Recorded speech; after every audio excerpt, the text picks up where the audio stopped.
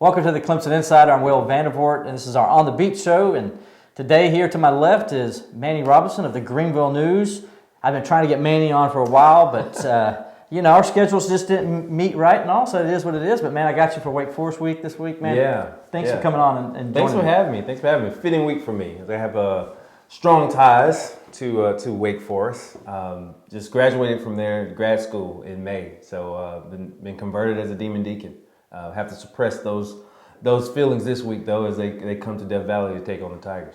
But if you notice, he's still wearing the purple, sort of off purple, but it's close enough for me. It's more like close enough. Like a wand. No, it's with the blue. Yes, but there, I can see a little Furman in it. As he's always, a Furman grad. Always, yeah. You know? Furman for undergrad. That's your first love, right?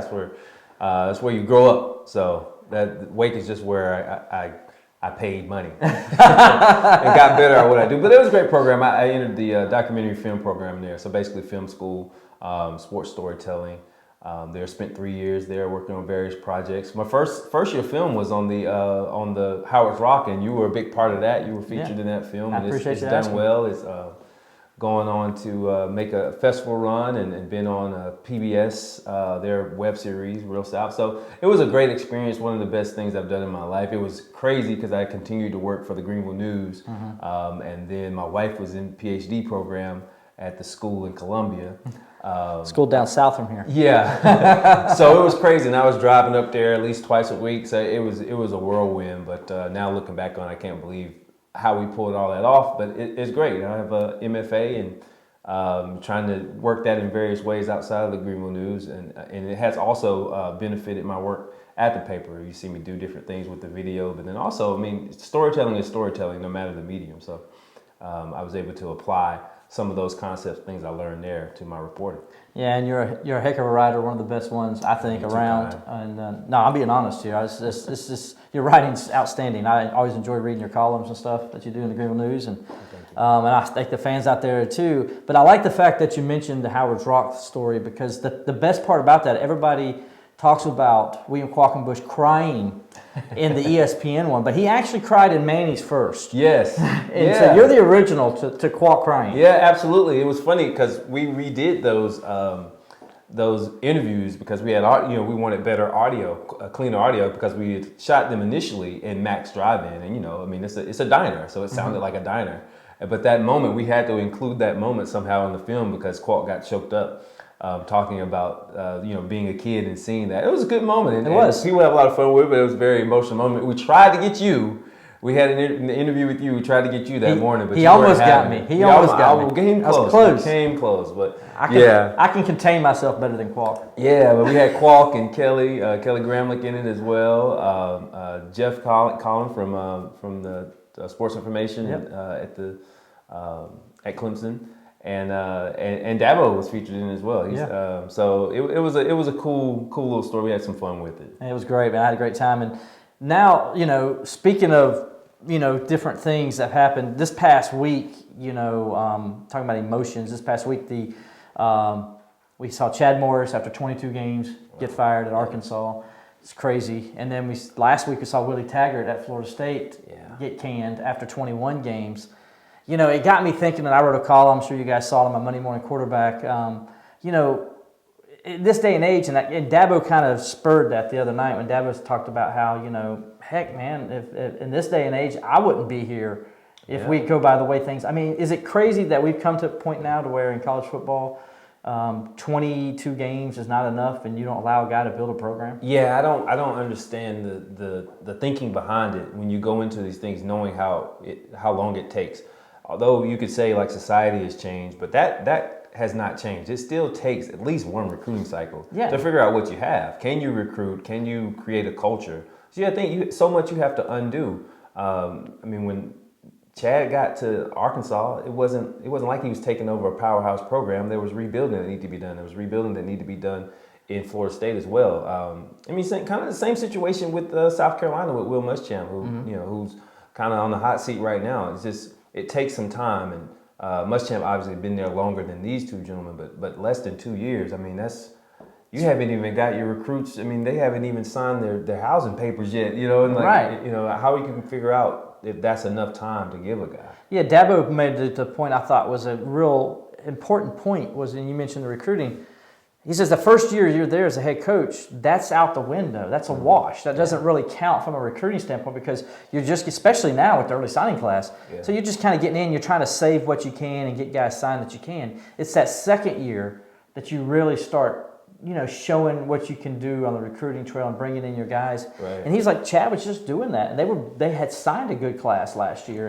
And now all of a sudden, they didn't even get to really even benefit from those guys. Yeah, because it comes down to wins and losses. That's what a lot of your fans see, and they voice concerns over. But no one's talking about. I mean, the bigger problem at Florida State was the academics. I mean, the academics was in terrible shape. Yeah, I don't even know. I mean, and then Jimbo Fisher leaves that situation, and there's no kind of consequences. He threw his Christmas no tree in the front yard. No kind of accountability for that. But that, to me, is more egregious because we're talking about all the things we talk about with player compensation, and that we're saying that education is still valuable. That we need to make sure that these students are getting educated, and not just getting a degree, because we saw what happened at North Carolina. But really being educated. And I think that's something that Clemson has done very well. But that didn't happen in Dabo's first few years. He had to build that culture to where, hey, we're going to be held accountable in the classroom, on the field, in every walk of your life.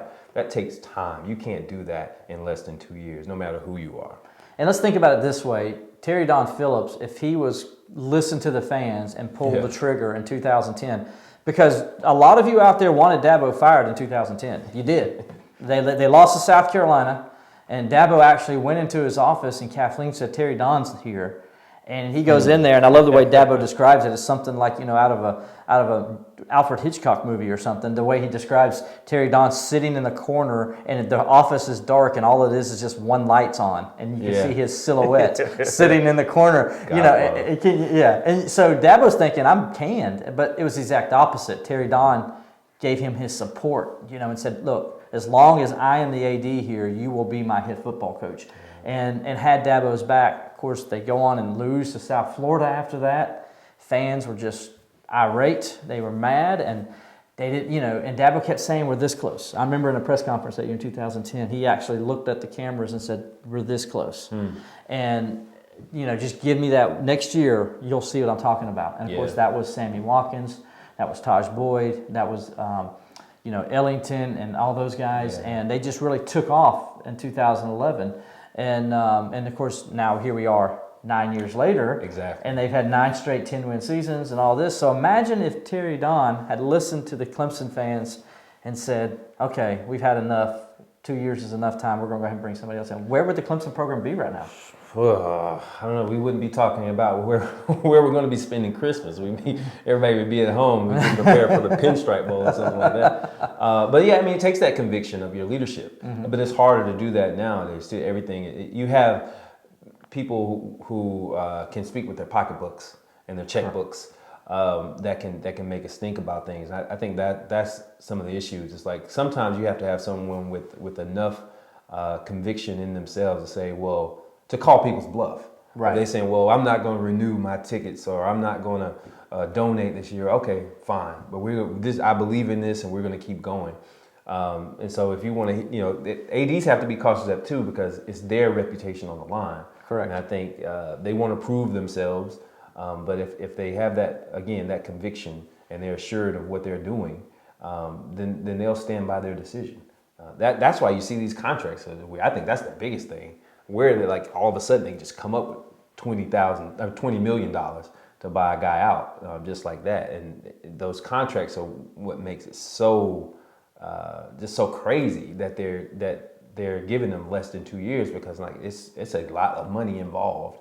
So either wait it out or figure out a different way to structure these contracts. So, we'll go ahead and transition, because I got you here obviously because it's Wake Forest week. Yeah. Wake Forest master's degree, doctorate, I guess. Is that a doctorate again? No, MFA. Yeah, okay. Terminal degree in the arts. There you go. Yeah. So, but I don't get to be called doctor. You're a doctor in my mind. So but anyway, let's talk about, Wake Forest. You follow them a little bit more probably than the rest of us. What can you tell us about the Demon Deacons this year? And of course, we got the news today that Surratt's he's out for the year. So yeah, we're a little sour about that, but he was having a phenomenal season. His brother plays linebacker. at North Carolina, and so they've been two of the best players in the ACC period. And so I was counting on. I mean, we talked I think a couple of weeks ago about he's the type of player that would give Clemson some trouble, at least a challenge. With 6'4", yeah, really, physical. Exactly. Yeah. Oh, he's the kind of receiver that Clemson has. Yeah, loaded up there. I don't know. He's the one that got away, I guess. Yeah. But Dabo Swinney was talking earlier on Tuesday about how good this guy is. He makes plays, catches everything, and was hoping. Commend Dabo for saying that. He was hoping that he would be able to play because you want to play against the best. Absolutely. And Clemson needs that. I think they needed. They needed Wake Forest. They needed. They needed a team with a number in front of them to help the resume. Good point. Yeah. So I'm sure they probably were hoping, as those of us Wake grads were last week, that we didn't falter up in Blacksburg at Virginia Tech, but so they could stay in the top 25. But yeah, that really sucks. But the quarterback has been great. Newman. Yeah, Jamie Newman, and just a tough guy, athlete. Bigger than he looks. On TV he looks smaller, but he's actually 6'4", 230. Yeah, it looks like a linebacker. Yeah. You see pictures of him scoring a touchdown and flexing. You're like, oh wow, that's a good looking backer. Like, no, that's the quarterback. Oh, okay. Yeah. And then the guy that they have around him, and Kay Carney was one. I was doing a student teaching class there my senior year. Was helping out. One of my professors, kind of student teaching in his class, and we had Kay Carney was one of the students, and he was a great student in the class, and I just admire the way he runs. This is a running back. He's a bruiser. I just admire the way he runs. I said, if I can attack life like Kay Carney runs the ball, then I'll be okay. It's just a relentless, old school kind of like Mike Poststock kind of guy. There you go. Just will run through physical. you. Wants to run through you instead of yeah, exactly. But I mean, has good speed. He's not going to beat the guy around the edge. And the thing about it, he knows that. And I talked to him about that at ACC kickoff. He was there representing Wake Forest, and it's like, hey, look, I know that's not my game. My game is not to turn the corner. My name is to blow through a guy. So I think that's the biggest thing about Wake Forest too. They have no illusions about who they are. And they have the plan together. They have guys that are older. And what you're seeing too with Wake Forest this year, which is different than years past when they've been good, is they have more young guys playing. Usually they get guys in and they want to redshirt everybody. Right. But they have more guys, and that's a testament to how they're recruiting. Nowhere near the level that Clemson is and teams of that ilk are, but they're doing a better job, and that comes with the longevity of Coach Clawson there. And we're hoping he stays. I think for the sake of the ACC as well. I mean, if they can, just one other program that can, be competitive with Clemson, would raise the level of the league as a whole. He's done a good job there because remember, you're talking about staying patient. Remember his first couple of years, they they weren't very good and they lost all those players, and they just I think they were 2-10 the first year and 3-9 the second year. But slowly he built this program. All of a sudden, I think they're going chance now. This will be the 4th straight bowl. Yeah. And so that'll be like a school record, I think. And so he's built a program. And Dabo, I love what Dabo said today about it. That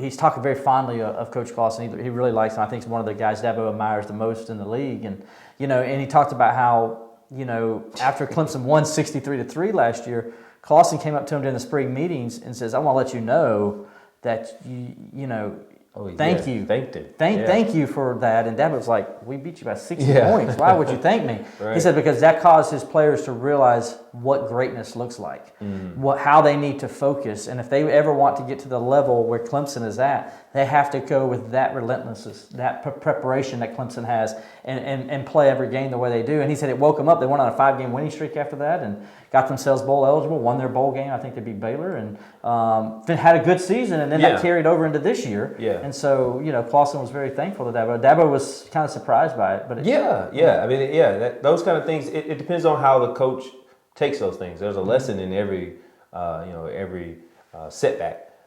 If you can take it from it, and you were talking about the patience. Like Wake Forest is a place where those things matter. Where you're playing the Belk Bowl year after year. If that happened here at Clemson, be ready to run Dabo out. Correct. But up there, when you haven't had that level of success, kind of like when you go back to Bobby Johnson at Vanderbilt. I mean, when that year they won that bowl game, it was like you thought they won the national championship. But you have to start there and create that momentum. It's like no one's saying that Wake is content with going to the Belk Bowl every year. No, but you got to get there first before, Clemson had to go and win the ACC before they could win the national championship. Correct. They had to win the Orange Bowl and the Peach Bowl before they could, get into the playoff and that type of thing. So those are the steps. Now, Wake Forest is several steps behind where Clemson is, and it likely, as hard as it is for me to say, it would take a lot to get there and to build a program like that. But to get to a program where, every now and then you can kind of throw your hat in there, where being 18 is not good enough, where, let's get into the top 10 and now let's go from there. Let's try to get a top 5. Let's try to win the Atlantic.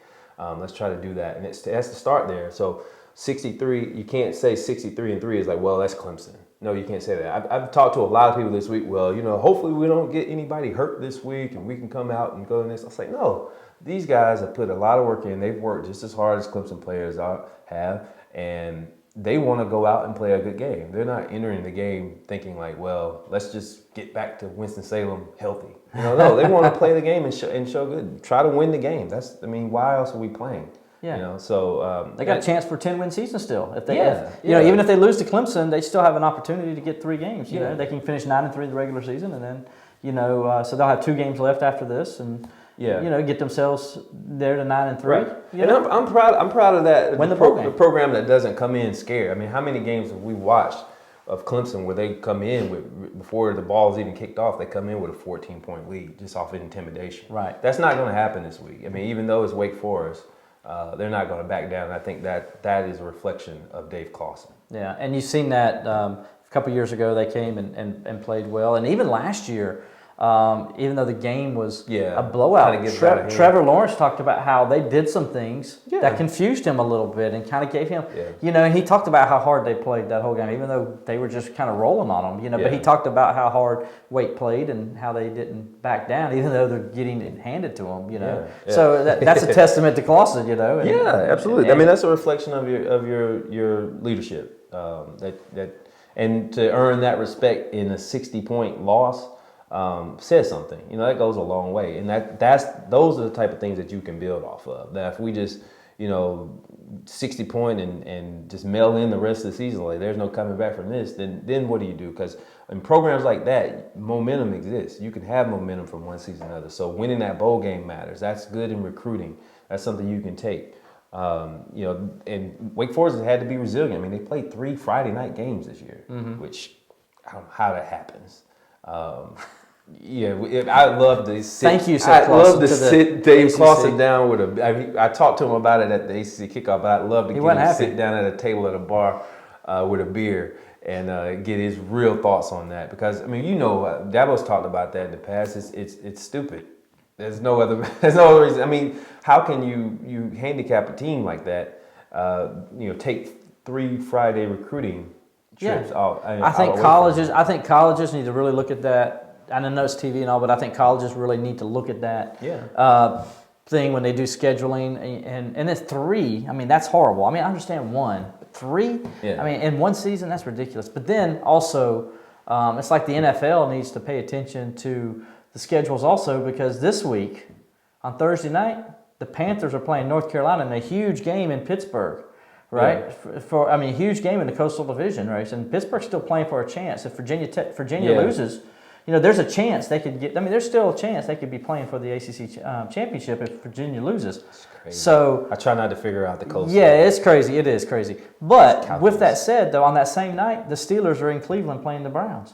So how many people do you think are going to be at Heinz Field on Thursday night? That'd be 0. I mean, they have problem pulling fans anyway. But now with the Steelers playing on the same night, he knows he can't compete with that. That's tough. So now North Carolina's going up there basically on a neutral field, to be honest with you. Yeah. Wow. Yeah. I mean, it's you. I want to sit in those meetings and see how that stuff is all mapped out.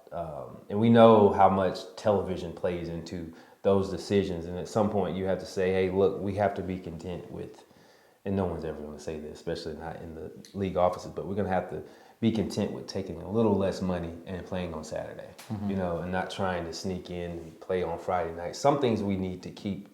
I mean, that needs to be sacred for Friday. Absolutely. For high schools and for communities and that type of thing. And Dabo said, I mean, it ain't like it's never come up at the meetings. I mean, it's been voiced over 1,000 times, and it's Goes in one ear and out the other. well, yeah, because the money talks loud. That's right. The ADs and Swafford, they don't listen. That's what it sounds like. That's basically what Dabo was saying without saying it. It's just the game, though. I mean, I'm sure your readers are very critical of Swafford, but I think just like all other ADs, commissioners, they're trying to grab as many revenue streams as possible, and sometimes you get it. It's a business. Traditions goes. Yeah, we forget that because it's tied to higher education, but it is one of the biggest businesses that exists. So. Real quick, who's going to win the game on Saturday? Or we know who's going to win. Put me in that position. Yeah. So what kind of game, I should say, do you expect? No, I think it's going to be a good guy. I think it's going to be one of the best. Maybe this is wishful thinking, but just that it's going to be I think they're going to be challenged. I think this is going to be one that goes into the third quarter. This isn't going to be 42-0 at halftime. No, different Dave this time. Different sentiment for this Dave than the Dave from last week. Well, while I got you here, also real fast, game's coming up in a couple weeks. Clemson, South Carolina. Oh yeah. We can talk about it. I know the players can't, but we can. Yeah. Is this a game where we're already hearing the hot seat stuff, as you mentioned, from Muschamp, and they're having a bad year down there. If Dabo goes down there and they go down there and win that game the way everybody expects. Another 63-17 or 56-7. Is that it? Does Muschamp survive the weekend? It comes down to money. It comes down if they can get that donor like Florida State to pass the collection plate around the congregation and see what they come up with. I think that's the biggest thing. I think the momentum is there. And with Muschamp, I mean, this is year 4, right? Mm-hmm. I mean, so he's had time to get his culture going, and he was integral in building the facilities. I mean, they got everything. He's recruited well, and then, what have you done with it? That's the thing. So it comes down to the money, but I think the jury is already out. Yeah. It's just, can they complete the sentence? Because, I mean, it was App State. Okay? Yeah, and App State's a great program, but they're no business going into Williams-Brice and winning the game. And winning hand. Yeah, they controlled the game. Yeah. So what do you expect out of the Clemson Carolina game this year? Do you expect I mean, there's still some people around the country that expect, well, Clemson's still got to play South Carolina. Maybe South Carolina give them trouble. I don't see that. Do you see that? I'm trying to see. I got to go back and figure out what in the world happened in Athens, because it makes no sense now. It makes less and less sense. Yep. As we get further along. Yeah. South Carolina's season continues to circle the drain here. That one looks worse and worse. Like, what happened? How did they beat them with the third string quarterback? But do they still have another one of those left? Are they going to be able to go out to Texas A&M and compete? And then Clemson has 2 weeks to prepare for it. Yeah. So that's South Carolina does too. Both teams got 2 weeks. Okay. What stab you want? I mean, those guys are great guys. I'm playing devil's advocate. Bet against them. But you give me a choice. Yeah. These players and this staff, or Brent I don't Venables, care where we play. Or Brent Venables and these staff. We can play in the middle of I-26. Yeah. I'm taking this one. Brent Venables, Tony Elliott, Jeff Scott, exactly. Dabo Sweeney, 2 weeks to prepare. 2 weeks. Yeah, I'm with you. Trevor Lawrence. Yeah. I mean, over there you have some great defensive players. I take Javon Kinlaw and Brian Edwards and maybe even the kicker. Thanks. I think it's gonna go that way. And then Clemson still, that chip is still on their shoulder, and I think it's only going to get worse as they continue to be snubbed by the college football playoff. And that chip's on their shoulder with South Carolina last year, because South Carolina was very vocal about their 35 points and over 500 yards on the Tigers, and I know that Clemson defense not going to be real happy when they play them, because I think they're going to want to prove something to South Carolina. Yeah, it was crazy because I keep going back and forth. I think I was burned the year Spurrier left. Yeah. And they lost to the Citadel. Yeah. I was like, this is about to be a massacre. You know, it was down there as well. But that one was close. That's like the closest game they've had in a while. 37-32. They scored. It was kind of over before they scored a touchdown with 12 seconds to go. Yeah. They made it look closer than it was. But yeah, they competed and they made it a very competitive game. Because even last year, even though they put all those numbers up, the game was never in 49-14 at one it was never in question. They never really threatened to win the game. I think that was the only year it was like, whoa, what's going on? But that was where Carolina throw everything out there, and I think that's the problem. That's the thing that could be in Carolina's favor is because they have nothing to lose. They're not going to a bowl game. This is a bowl game. They would have to win at Texas A&M, and I don't see that happening. But even then, I mean, they have to win that game to go to a bowl game. So this is it for them. If they don't throw everything out, I mean, what are they doing? What are you saving it for? So that, I mean, those kind of games can get dicey for the favorite. But Clemson has a lot on the line, so I think they'll take care of business. Yeah, man, appreciate you being here, man. That was fun, man. It was awesome. Yeah, thanks for having me. You can stay tuned to the Clemson Insider all throughout the week as we lead you up to the game with Wake Forest, 3:30 in the Valley on the ABC. Excuse me, ABC? Yeah, ABC. Anyway, anything else on there, just check us out at the Clemson Insider. We'll be right here. See you on the other side.